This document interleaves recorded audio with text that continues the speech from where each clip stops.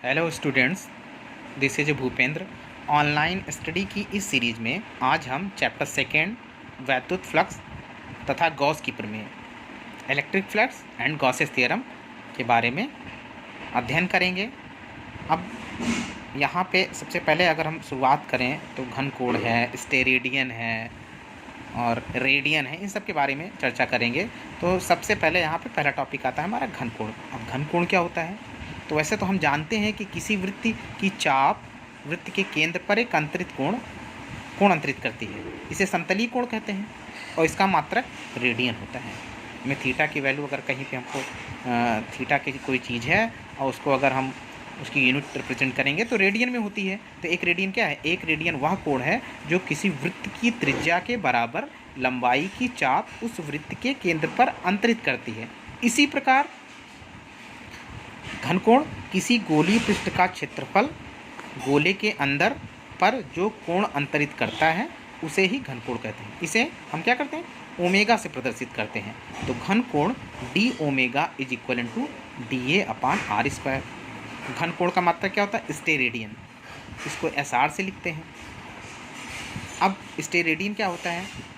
एक स्टेरेडियन वह घनकोण है जो गोले के पृष्ठ के एक भाग द्वारा जिसका क्षेत्रफल गोले की त्रिज्या के वर्ग के बराबर है गोले के केंद्र पर अंतरित किया जाता है, वह एक स्टेरेडियन होता है। अगर हम वैल्यू निकालेंगे तो हम जानते हैं ए इज इक्वल टू क्या होता है? Omega r square. तो omega is equal to A upon r square. A की वैल्यू होती है 4 pi r square upon r square से आर स्क्वायर कटा, तो omega is equal to 4 pi steradian. तो बात हुई स्टेरेडियन की। अब नेक्स्ट टॉपिक है हमारा वैद्युत फ्लक्स। वैद्युत फ्लक्स क्या होता है? अब ये क्या है? वैद्युत फ्लक्स वैद्युत क्षेत्र का एक गुण है। हम जानते हैं कि किसी वैद्युत क्षेत्र को वैद्युत बल रेखाओं द्वारा प्रदर्शित किया जा सकता है।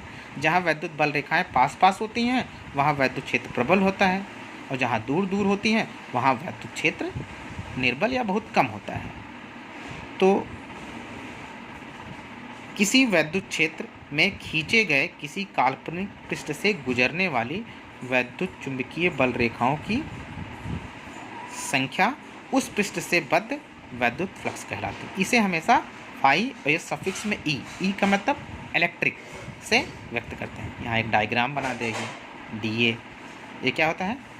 ये क्षेत्र अल्पतम क्षेत्रफल अवयव वेक्टर है डी।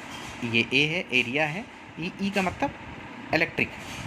अब यहाँ पे हम सपोज करेंगे कि माना इस क्षेत्रफल अवयव डी ए पर वैद्युत क्षेत्र की तीव्रता ई है, तब स्केलर गुणनफल इसका ई डी ए होगा और क्षेत्रफल अवयव डी ए में से गुजरने वाले वैद्युत फ्लक्स को निरूपित करता है। अतः संपूर्ण क्षेत्रफल ए से गुजरने वाला वैद्युत flux phi E is equal to line integral या बाउंडेड इंटीग्रल, यहाँ सफिक्स में ए है, E D A vector E into d A. अब d A vector d A क्या है? पृष्ठ अवयव डी ए को निरूपित करने वाला क्षेत्रफल वेक्टर है। यदि इनके बीच अंतरित कोण थीटा हो तो हमेशा ई डी ए ये in terms of vector quantity. यहाँ क्या है?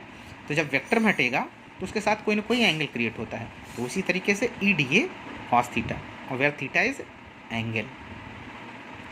अब यहाँ phi is equal to surface integral of E D A cos theta. अब ई कॉस थीटा को अलग कर लिया, surface integral of D A, और surface integral of D A का होता है A, where A is area, ये गिवन है। अब यहाँ पे phi E is equal to E A cos theta. अब यहाँ पे थीटा अगर 0 हो जाता है तो कॉस 0 की वैल्यू 1 होती है। Phi is equal to E ए हमेशा। अब यहाँ पे कुछ एक विशेष सिचुएशन है, विशेष परिस्थितियाँ हैं। If theta is equal to 0, अब यहाँ थीटा इज इक्वल टू 0 कर देंगे तो यहाँ पे क्या हो जाएगा? फाई ई ए कॉस 0, और कॉस 0 की वैल्यू क्या होती है? 1 होती है। तो E A is equal to 1, तो हो जाएगा phi is equal to E ए।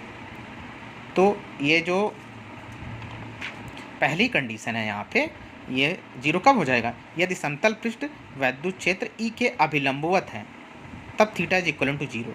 और दूसरी condition theta is equal to 90 कब होगा? यदि समतल पृष्ठ वैद्युत क्षेत्र ई के समांतर है, अर्थात थीटा इज इक्वल टू 90, तो cos 90 और cos 90 की वैल्यू जीरो, तो E A into zero that is phi is equal to zero. अब यहाँ पे हम इसका मात्रक निकालेंगे। तो मात्रक क्या होता है? Phi E is equal to E A होता है ना, तो फाई ई का मात्रक इज इक्वल टू ई का मात्रक, मतलब वैद्युत क्षेत्र की तीव्रता का मात्रक, ए का मतलब एरिया का मात्रक। तो ई का क्या होता है? न्यूटन अपान कूलाम, और एरिया क्या होता है? Metre square. तो newton metre square upon coulomb inverse. अब यहाँ यहीं से हम इसकी वैल्यू निकालेंगे, डायमेंशनल वैल्यू। तो इसका हो जाएगा, ई का हो जाएगा mLT to the power -2 upon 80 multiplied by L square. After solving mL³ T to power -3 A inverse in bracket, यही इसका डायमेंशन होगा।